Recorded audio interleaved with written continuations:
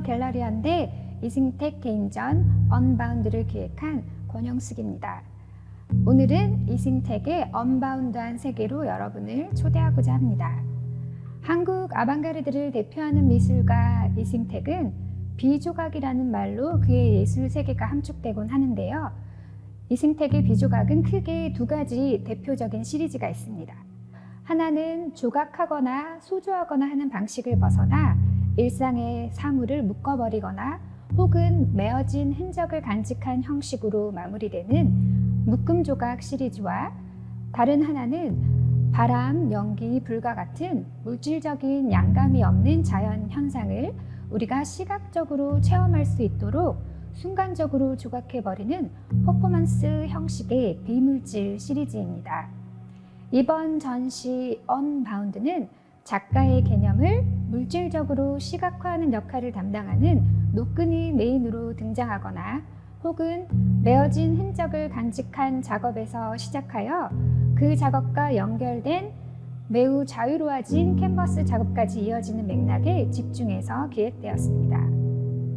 1층에서 만나게 되는 작품들은 절정기에 이른 이승택의 묶음조각을 대표하는 1970년대에 제작된 주요 작품들입니다. 사물의 성질에 대한 착시를 유발하며 사물을 바라보는 우리의 시선에 대해 질문을 던지고자 했던 작가의 거꾸로 미학에서 시작되어 그 시각적 트릭을 완성하기 위한 작가의 행위 흔적을 고스란히 간직한, 그리하여 작가의 존재를 대리하기에 이른 노끈이 시각적으로 도드라진다는 점이 공통점입니다. 노끈은 무엇이든 묶어버리거나 잡아당기며 일상에서 본래의 용도를 가지고 있던 물건들을 현대 미술의 영역으로 끌어들이며 미술품으로 만들어버리는 이승택 비조각 예술 세계에서 핵심적인 재료입니다. 이 작업들을 자세히 관찰하면 노끈에 매여 본래의 모양에 변형이 생겼는데 물렁물렁해 보이는 현상을 유발하며 신기하게도 유기체적인 생명감이 발현된다는 특징이 있습니다. 노끈은 물건을 묶는 것뿐 아니라 캔버스 화면 위로 올라가 입체적인 그림이 되기도 합니다. 보시는 작업은 한 타래의 노끈을 일정한 간격으로 매듭을 지어 캔버스에 드로잉을 하듯 줄을 고정시킨 작업입니다. 작가의 움직임을 정직하게 기록한 입체적인 이 작업은 회화인지 부조인지 구분이 되지 않는 작품입니다. 이 시리즈의 작업은 노끈이 그린 그림으로 로프 페인팅 시리즈로 명명되기도 합니다. 1960년대 중반경 한국에 소개되기 시작한 오바트에 대한 작가의 반응은 이러한 형식으로 실험되며 20여 점 남짓 제작되었습니다. 작가는 전시를 계기로 반세기 만에 다시 한번 옛날 방식으로 훨씬 커진 캔버스에 한결 굵어진 면사 노끈으로 과감한 시도를 재개합니다. 고도의 집중력으로 순식간에 완성해야 하는 작업의 난이도 때문에 구순에 접어든 후에는 더 이상 할 수 없는 작업이 되었는데요. 그래서 이 시리즈는 구작과 근작을 통틀어 약 50여 점만 존재하는 귀한 작업이 되었습니다.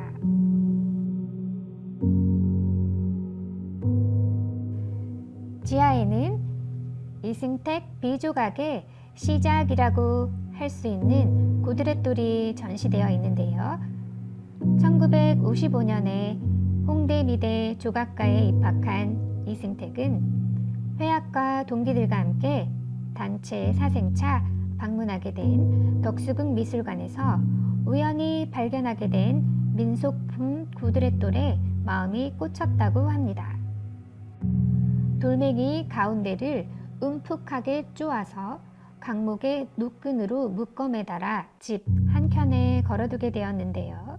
두고 볼수록 시선이 가는 것이 자신의 작품으로 발전될 수도 있겠다 싶어 짬이 날 때마다 다양한 색깔과 모양의 강도를 깎아 두었다가 강목이 생길 때마다 짧은 1개짜리 강목에도 메어보고 2개를 이어서 메어보기도 하며 다양한 형태로 실험하는 가운데 물렁물렁한 돌 시리즈로 발전시켜 나가게 되었다고 합니다.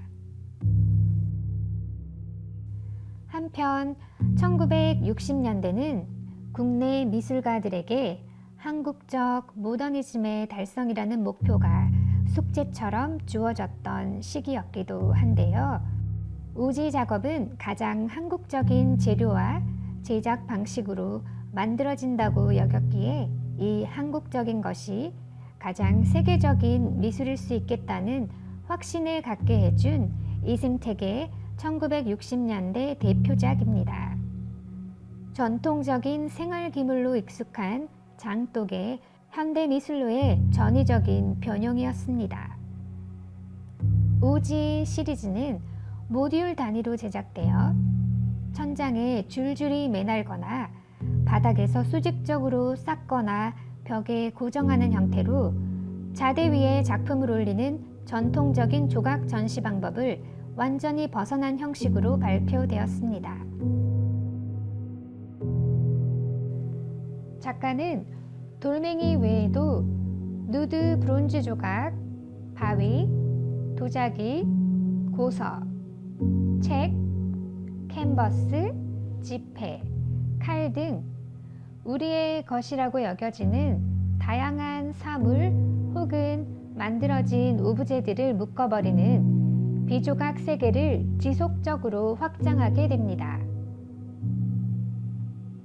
1980년에 이승택은 나의 비조각의 근원이라는 글을 공간지에 게재하면서 공식적으로 노끈이 등장하거나 묶기 방법론이 적용된 자신의 작업들을 비조각으로 명명하게 됩니다.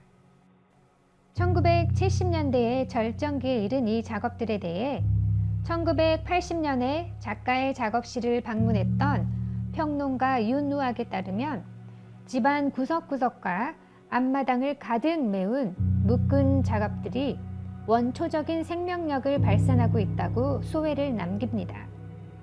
작품에서 발현되는 역설의 아이러니는 자연 깊숙이 잠재하고 있는 호흡과 리듬을 우리의 가슴에 와닿아 느끼게 하는 방편으로 보이며 사물의 저변에 잠재하고 있는 본질을 우리의 눈앞에 끄집어내고 있다고 언급하고 있습니다.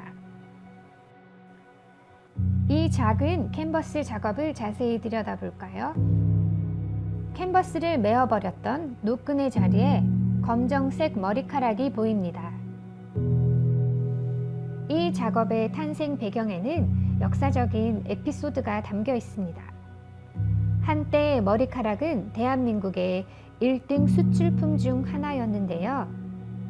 1980년대 들어 가발 수출이 쇠락기로 접어들면서 머리카락 파세요 라고 외치던 행상의 소리가 머리카락 사세요로 바뀌었다고 합니다.